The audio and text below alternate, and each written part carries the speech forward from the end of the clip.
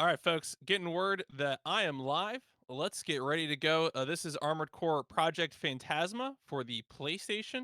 This is I'm gonna be playing the PSTV version. This is a Japanese version of the game. Oh, and Oh, are we good? we good. I fixed Okay, it. okay. I'm back. I'm back. I'm back. All right, we're in there. We're in there. Okay, so we're gonna be playing PSTV. We're gonna do Japanese version of the game. I'm gonna give a count off from three, and that will be the cue to go live. Three, two, one, go. Okay, so this is Valuethon, so that means we need to handle some things that involve value. We got shopping to do. Armored Core is a game that is all about the shopping. Uh, Compared to the original Armored Core, actually that was take back. My mistake. Compared to the original Armored Core, what we want is to build a. We're able to not. We don't have to do a mission right away, so we're able to do a different thing. So we're going to do that, and then we're going to sell our arms, our generator, our booster, and then all our weapons. This is going to let us create a new unit that we're going to use for the first mission.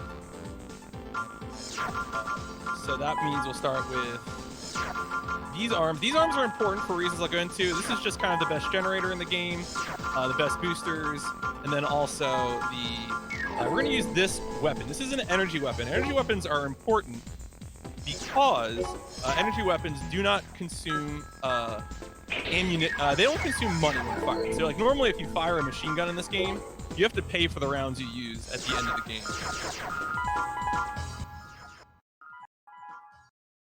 So that's going to come in affect this mission in bricks. What we have to deal with is that we need to get enough money.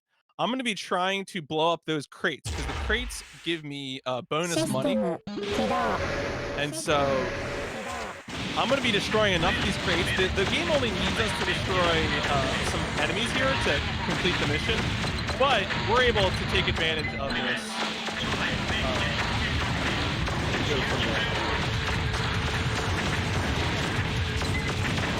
After all this shopping, I have a donation. Ooh, please. We have a $30 donation from me, Waffles, without any comments, sadly, but this makes us almost at $1,000. Only $8 left, and it would be great if you could hit that in the next couple of hours. Yeah, that'd be awesome, folks. Remember, right now, it's not expensive to scrape $1,000. All you gotta do is put a little bit in there, it'll be yours. $1,000. So, as I said, I need to destroy enough of these boxes so that I get enough bonus income. So I'm kind of taking pains right now. Aiming in this game is very weird. You'll notice that I'm locking onto enemies. And that means all my shots are going to go in them if the enemy is positioned beside the reticule. Now, what I'm doing is I'm just carefully destroying these one at a time. This should mean I have enough. Now I can go finish the level by taking care of the weakness.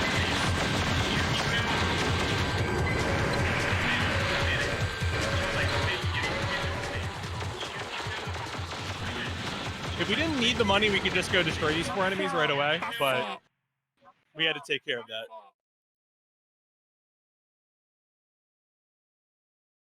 All right, so there we go.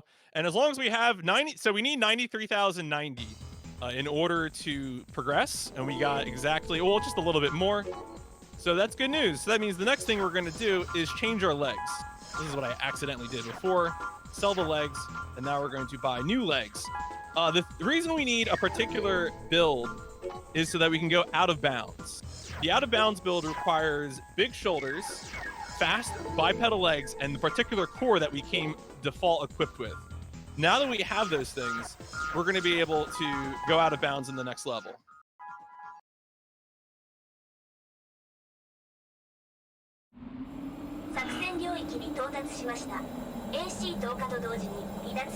So in this level, we are able to clip to the end of the level right away, but the sequence doesn't work well enough.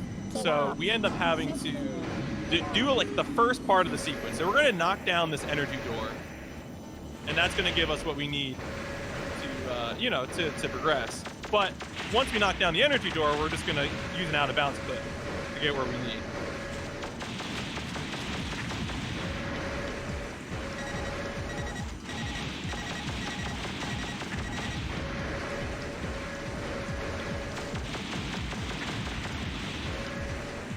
remember this whole time I'm using this energy pistol, and the energy pistol is making it so that I don't really have to worry about paying for ammunition. That's useful so that I can make these money checkpoints early on that I'm needing to get. So now I'm gonna position myself in a certain way, and I'm gonna do a little dance. And if I press, all right, let me get it right. So I'm strafing, and while I'm strafing, I'm holding down on the D-pad, and if I do it correctly, I go out of bounds.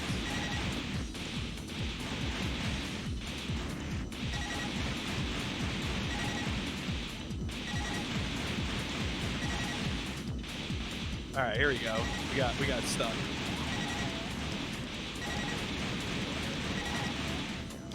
So when you see that little shimmy, that's me getting close but not getting it. There we go. All right. Got a little brain stuck there. But once we do that, what happens is we enter a walking animation where we pass through anything. We can pass through whatever. And now we're gonna fall all the way down, right into the room if we aim it right. So this is actually, I managed to aim it really precisely, but I fell into the objective. So that's really handy for me. And now that we got some more money, what we can do is change out additional things in our build that are kind of deficient, which in this case are going to be our head and our fire control system. I'm going to sell the head and then the fire control system. This will make it just so that we have kind of improved aiming and radar.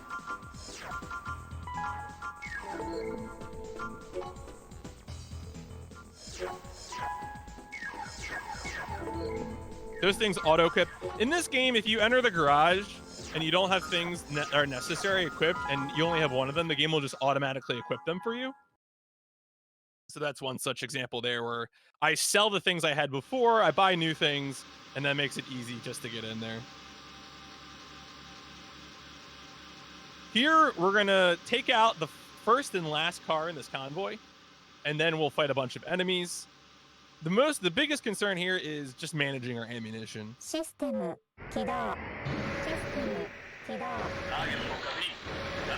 All we have is still the plasma rifle.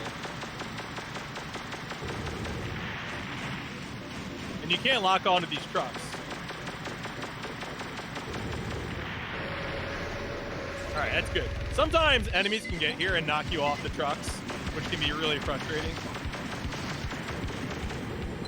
So you notice, again, I'm keeping enemies in there so I can aim at them.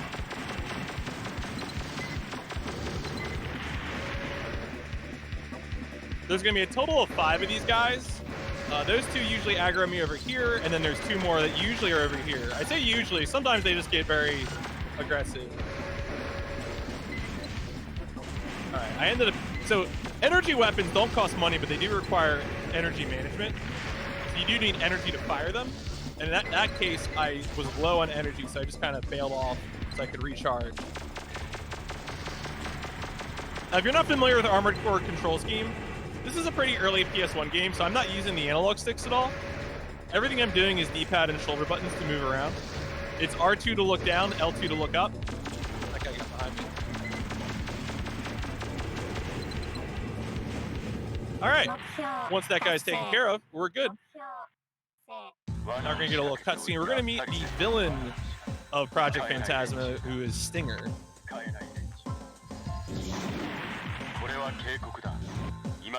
He is upset. Stinger will be mad this entire video game. There is an English version of this game. It was only published in North America. It was never published in PAL regions.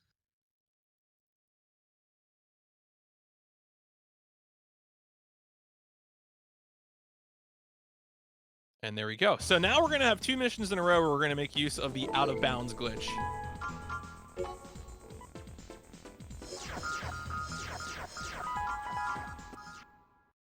Our build is pretty much set at this point, so we will change our build once more for a midsection of the game that will be more combat oriented. But for now, we got more tricks. So again, we're doing a lineup here where I'm using the compass to set myself up.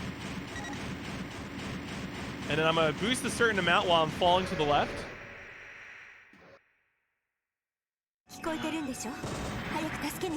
and I land in a cutscene trigger. The cutscene will teleport me where I need to be. I should note, in terms of a shout out, the person who figured out a lot of these setups originally was Peaches. And yes, that same Peaches, who y'all might know as like a Blast Core runner or Doom 64 or other games. Peaches actually worked a little bit on Armored Core and Armored Core Project Phantasma like 10 years ago. And so these out-of-bounds setups were things that he found.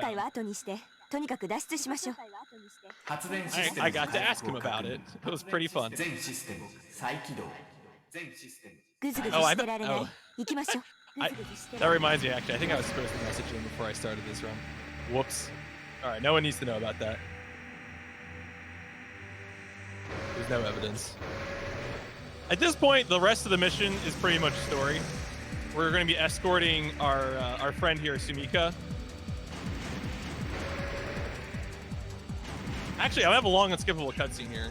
I might be able to do it. So we got to wait for her to get in the elevator. She gets in the elevator. The game freezes our controls so that we can't jam our Armored Core into the elevator as it's rising, which I would love to do. I would love to know how the game handles that, but we don't get to find out. We just have a time for a small donation. Oh, please. We have Cataclysm with $15 saying good luck PMC, and this also pushing us over $1,000. Good job, Cataclysm. All right, so we get the longest cutscene in the game here, which I'm going to use to hassle. No one will know about this.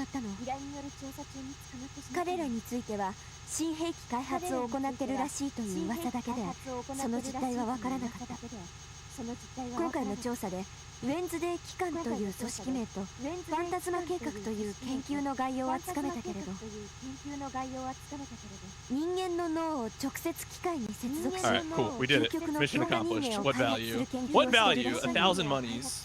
Truly blessed.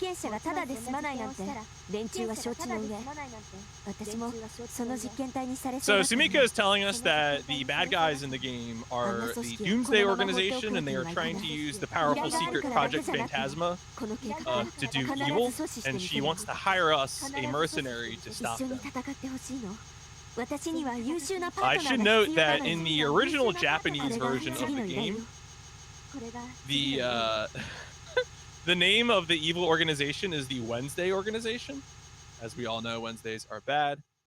So, you know, that'll come up a little bit later in the run. But good news, we got another mission where we're going to do a out of bounds clip.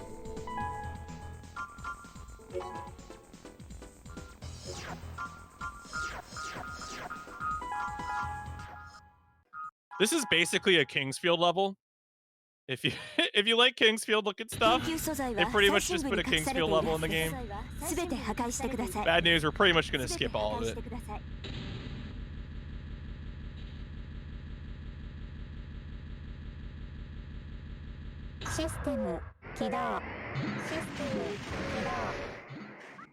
Alright, so we're going to line up another one of these skips. I'm going to use the compass.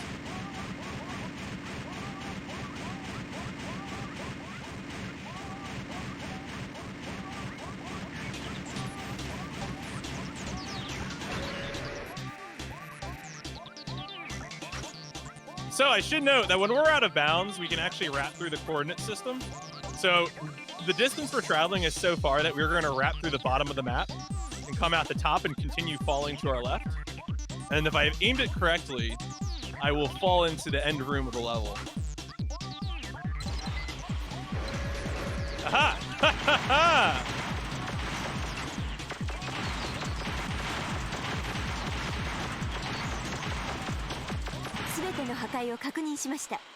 And that's it. That's all we gotta do. Easy peasy. What value?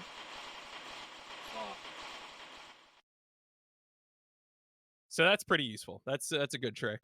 That's a very labyrinthine dungeon, so it's good to not get stuck in there. All right, so we have now hit the point in the game where we're going to go ahead and buy some new weapons. We are hitting a big combat stretch of the game, so we're going to turn our arms into machine guns. And then we're also going to get a rocket launcher.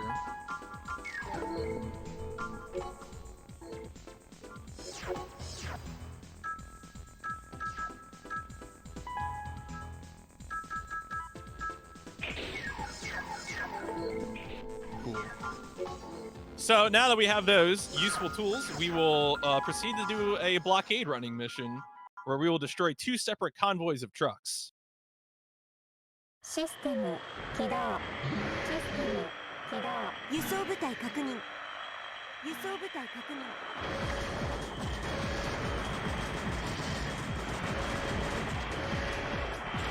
So here we're going to be waiting for the trucks to enter into the level. Armored Core is a game where they don't want you to go outside of the bounds. You can see the bounds are indicated by the red line.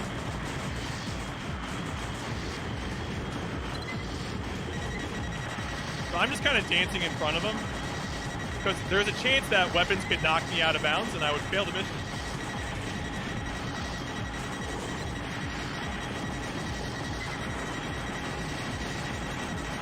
One of those guys has a can punch me, and it will totally knock me out. All right, whoa. All right, let's get out.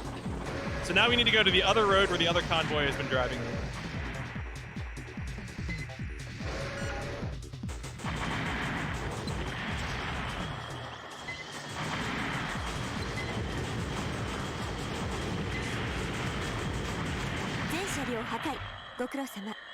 Easy peasy. So we're going to have a few missions again that are going to be just like this, where we're just going to be running through rows of enemies, hosing them down with machine gun. The one drawback to the machine gun is it's very high DPS, but it costs a lot to fire. And then it also, it doesn't really have that much ammo. You can burn through the ammo pretty quickly. So we do have to be careful.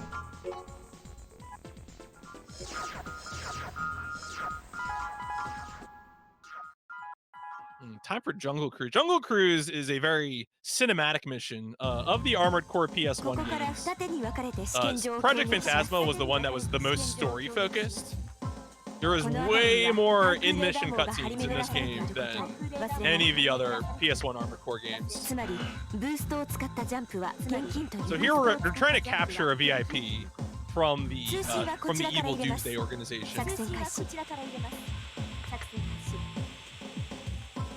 System 起動。System 起動。 So we have to stay hidden in the jungle.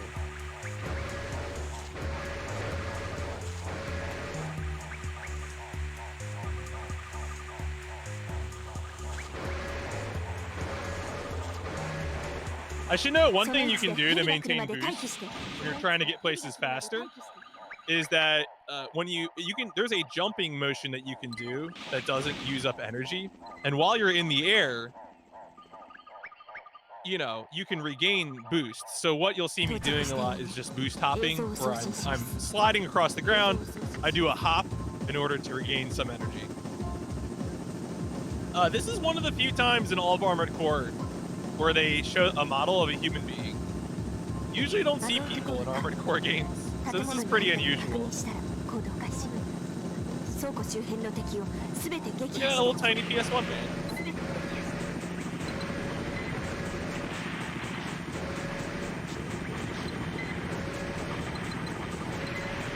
Anyway, we gotta capture this guy, so.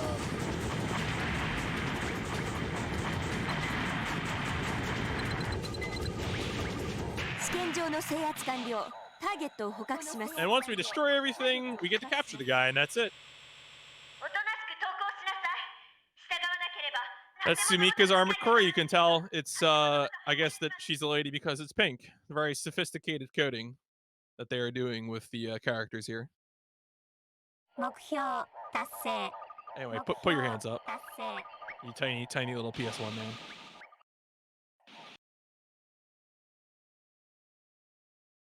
All right, now we're gonna get what I think of this stretch of missions that are combat oriented. I think this next one's probably the most fun.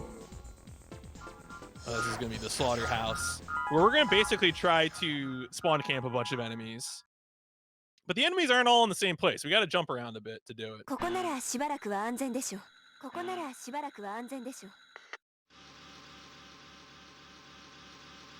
So we're trying to hang out here in this safe house to protect the VIP. Bad news, there's an ambush.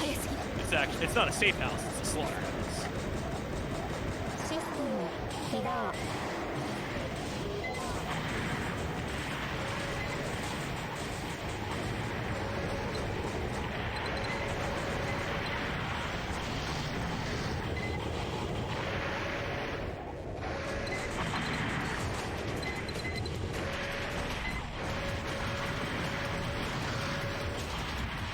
Oh, damn, I got body blocked.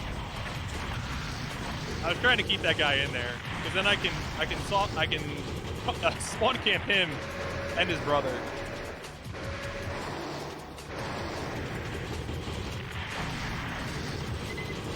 And then do the same thing to these 持 guys. ちこたえられたよね I should note those rockets are manually aimed as opposed to using the lock-on window. So it was very swag to shoot them while flying. できない相談で It's a good time.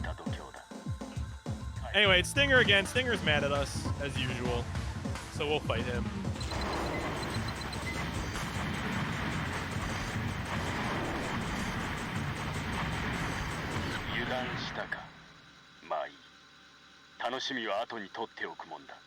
Yeah, so he gets super mad. He gets hosed down with bullets, and he leaves. And we say goodbye, Stinger.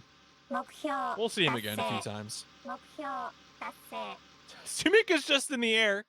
That's normal, I guess. All right, one more combat mission. This is a fun one. This next combat mission can sometimes have so many enemies that it causes the software to issue a warning error, which is a fun one. It's especially when you're running the game on a PlayStation TV and you get a message about running out of RAM. 情報通り集 We're 結して probably いる not よう actually に running out of RAM. 集結しているようにこちらには気づいてないみたいこれより突入しますこれより突入しますシステム起動システム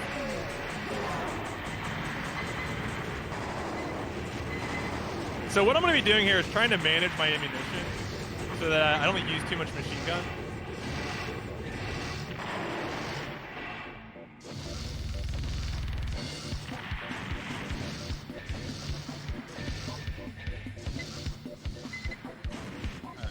I didn't really want that guy to get away. Alright, that's fine. Basically, I just want to use rockets on one of those first wave guys. More guys are going to jump down. These ones are pretty powerful. They're going to hose me down if I don't take care of them, but they have big hitboxes and very static.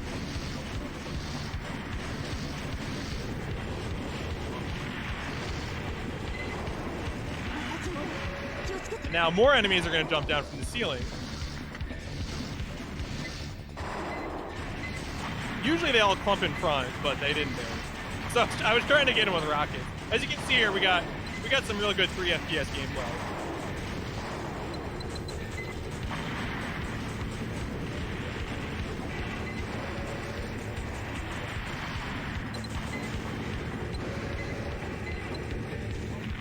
One more. I don't have too many bullets left, so hopefully I can grab this guy.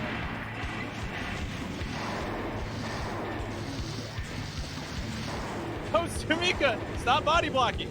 Alright, there we go. Oh, that was almost the problem. Sumika is usually invincible in these missions, so the issue wasn't that I would kill her, but if I ran out of ammo, that would be a problem. Anyway, we're done with honest fighting for the most part. Back to going out of bounds. And of course, this means we're just going to be swapping our arms, really.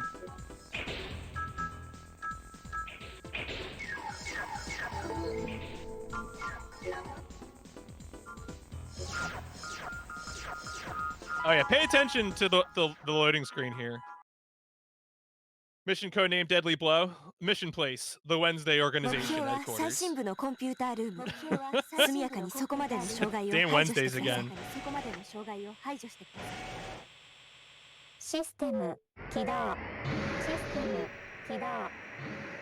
Alright, so we got another setup here.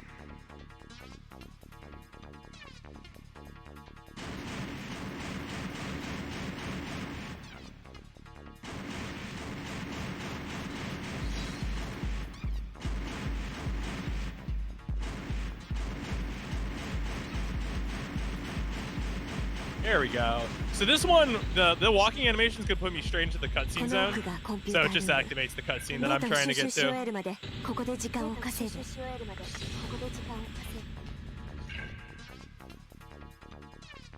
Now I gotta fight some waves of enemies. So there's a total absolute number of enemies in this room, but they can spawn from 2 places. So what we want to do is just try to make them all spawn from 1 place.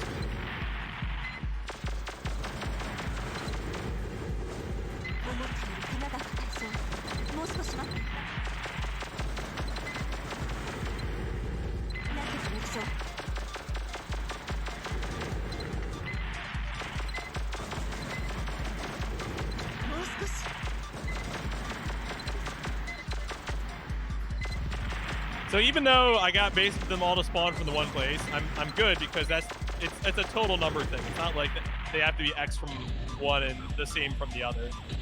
All I need is just to destroy X number total.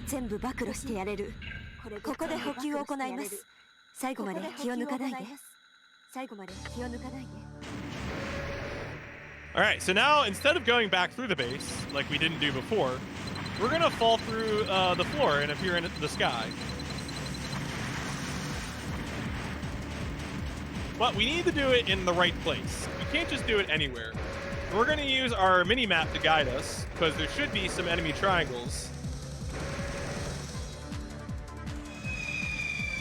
There we go. So I'm going to use these, and I'm going to fall through. It's going to activate this cutscene immediately. The cutscene will place me where I need to be. And I'll need to fight a few guys before the mission ends.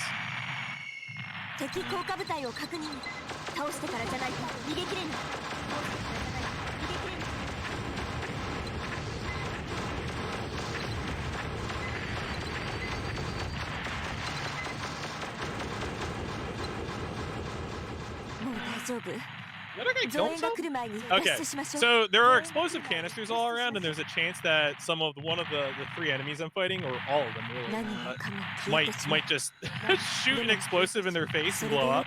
So one of the 3 that I was fighting did that, so I really only had to fight 2 of them. Anyway, that was the Wednesday organization headquarters. Pretty much gone now. Now we get to go to the best snow level ever created in video gaming. Some of you may have heard of it before. It is called the Nord Highland. You might have played it in an Elder Scrolls game. It is here in Project Phantasma. And it is just snow. So much snow, it's hard to see anything.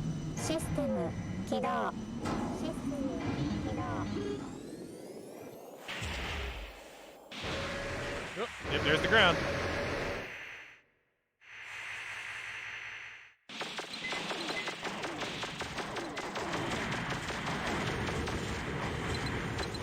So now we're going to hunt down some waves of enemies. First, we got to take out these 3 to make all the other enemies spawn. All right, this is weird. Usually they keep their distance. That's unusual. They're a little frisky. So now this has spawned 3 pairs of enemies.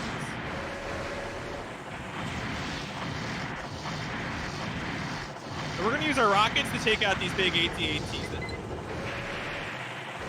And then there are smaller enemies that we'll also take out too, these little trucks.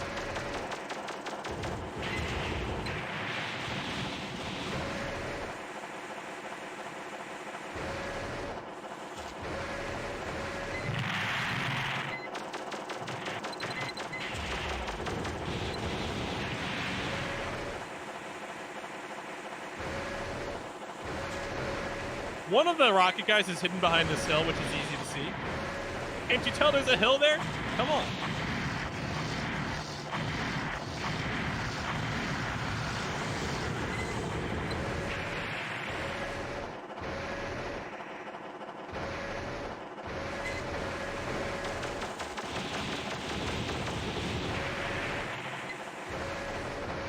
And then we got one more rocket guy before Stinger appears in a new machine.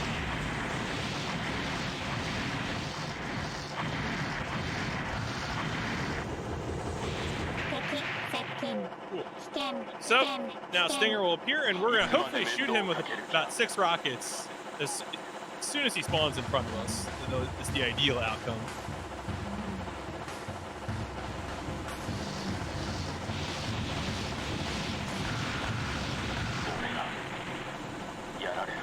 There we go. Sometimes he wraps around the other way, which makes it much more annoying to track him down, but he's got such a huge hitbox that as long as he goes in front of you, it's pretty easy to nail him with the rockets. And he gets mad and he flies away again.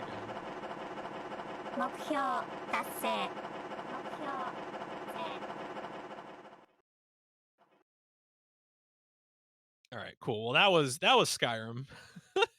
The Elder Scrolls Skyrim on PS1, the Nord Highland.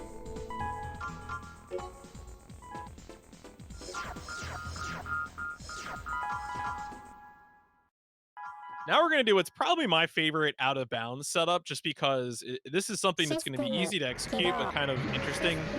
This level has indoor portions and outdoor portions. Outdoor portions have zones that will fail you because you left the mission. Indoor portions do not have those zones, which is why when we clip out of bounds, we can just wrap the coordinate system. What I'm going to do here is I'm going to look up. When the bottom of my target reticule matches the level, I'm going to do a trust fall. I'm going to hold down on the D-pad, and it should put me into this room, which is my objective, is to hit the switch in this room so that the base self-destructs.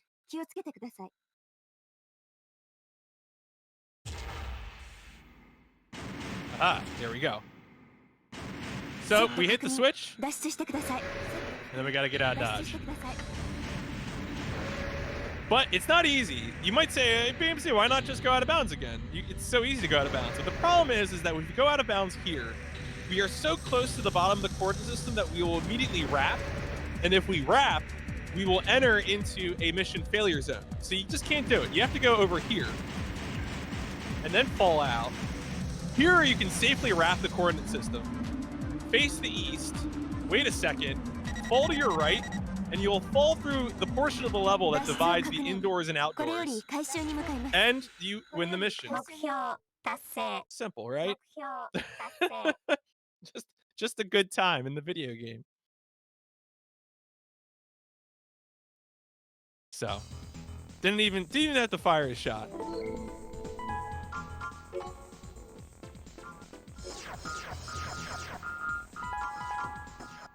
All right, this is a fun mission in the run because we're going to skip a boss fight, and we're gonna cause a cutscene to play that ends the level, and we'll just see the boss as a smoking crater.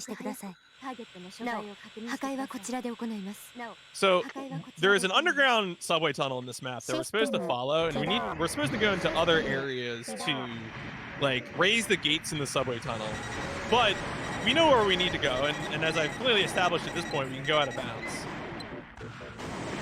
So,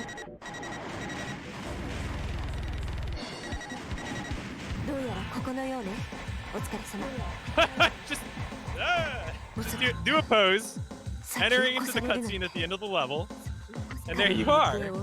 The boss is already dead. Look at him. So that was that end tube of a promising level. Kind of annoying if you're doing it casually. And then we got one more level. We're coming up on the end of Project Phantasma at least. This will be the final boss. We are going to fight Stinger, who is piloting Phantasma. He'll say Phantasma in a really, really good voice.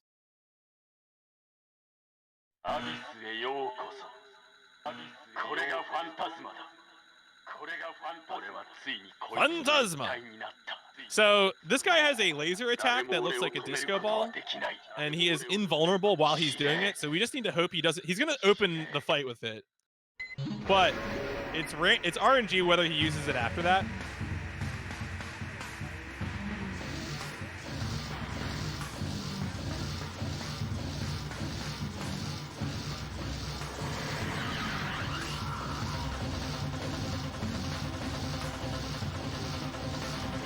We need to get him with 30 rockets.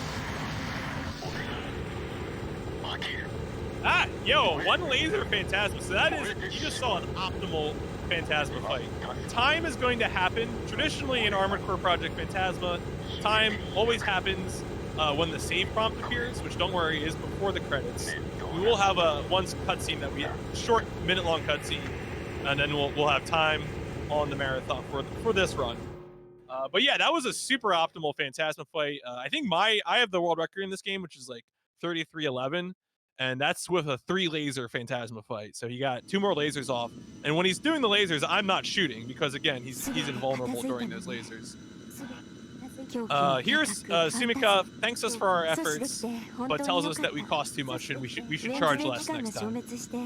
全ては闇に葬られてしまったけど、これで良かったのかもしれない。 So that's really helpful. Thanks, Sumika. Personally, I think you should always charge for the full value of your labor. And as a Raven mercenary, I think my labor is quite valuable. Thank you.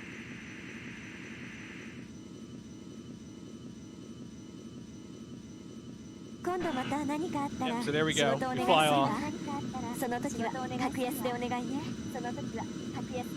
So again, time will be when the save prompt appears. It'll be this will fade out in a second, and then it'll be the load screen, and then that will be when the call time. Yeah, no, that's what I think. She won a victory, so she should charge. You know, she charged victory, and she got victory, right? Time. There we go. So that is Armored Core Project Phantasma, the second Armored Core game. Of course, a From Software series, a From Software game. I think probably the best Armored Core speedrun. I'm a huge fan of it. So that's it for this run. I'll be back in a second with True Crime New York City.